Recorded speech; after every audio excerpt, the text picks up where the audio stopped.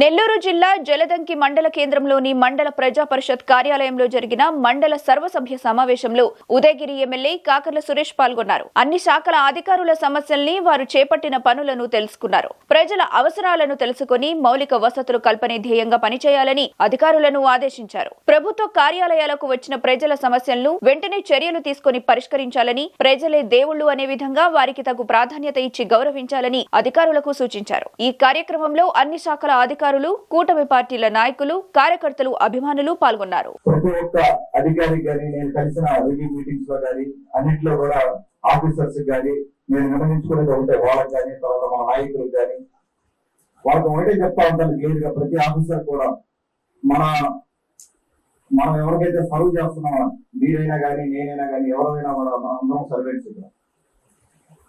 మనకు రైతులు అవ్వచ్చు, మన ప్రజలు అవ్వచ్చు, వాళ్ళ అవసరాల మీద రావచ్చు, ప్రతి ఒక్కరిని కూడా దాంతో సమానంగా చూడమని చెప్తాను నేను. మన దగ్గరకు వచ్చే ప్రతి ఒక్కరు కూడా, వాళ్ళ రైతు అవ్వచ్చు, ఎవరైనా అవ్వచ్చు, ఏ అవసరానికి వచ్చినా కూడా మనం రెస్పెక్ట్ ఇవ్వాలి. 8 మండలాల్లో దాదాపుగా చదువుకున్న వాళ్ళు తక్కువ. ఇక్కడ అందరూ చిన్నప్పుడు దాదాపుగా ఈ జనరేషన్ వాళ్ళు అయితే రైతులు, ఇప్పుడున్న రైతులు, పెద్ద రైతులు అయితే వాళ్ళే పెద్ద చదువుకున్న వాళ్ళు కూడా. వాళ్ళకి మనకున్న మీరు ఆఫీసర్స్ గా కానీ లేకపోతే నాయకులుగా కానీ మనకున్న కమ్యూనికేషన్ కానీ వాళ్ళకు ఉండకపోవచ్చు. వాళ్ళు మనం అర్థం చేసుకొని వాళ్ళు చెప్పేది మనం మెల్లుగా విని వాళ్ళకి కొద్దిగా రెస్పెక్ట్ కోరుకుంటారు అంతే. ఏ ఆఫీస్కి వచ్చినా కూడా దయచేసి ఆ ఒక్కటి మనకు మీరు మనసులో పెట్టుకోండి. 8 మండలాలు ఒక సర్వీస్ మోటివ్ అనేది మనకు లేకపోతే 8 మండలాల్లో సర్వ్ చేయడం చాలా కష్టం.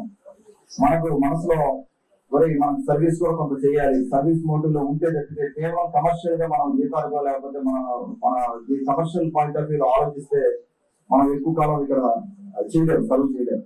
సో కొద్దిగా సర్వీస్ మోటివ్ లో కూడా ఆలోచించమని చెప్తా ఉన్నాను. విద్యా వ్యవస్థ కావచ్చు, హెల్త్ అవ్వచ్చు, అలాగే మన ఇరిగేషన్ అవ్వచ్చు, అలాగే ఎంబీఓ గారు కానీ ఎంఆర్ఓ గారు కానీ అందరూ కూడా ప్రతి ఒక్కరు కూడా నేను ఏ రివ్యూ మీటింగ్ కానీ అదే విజ్ఞప్తి చేస్తా ఉన్నాను. అలాగే ఇక్కడ మన జలదంకి మండలంలో ఒకసారి మన రోడ్డు మీద వెళ్తా ఉంటే జలదంకి మండలంలో ఒకసారి మీరు గమనించండి.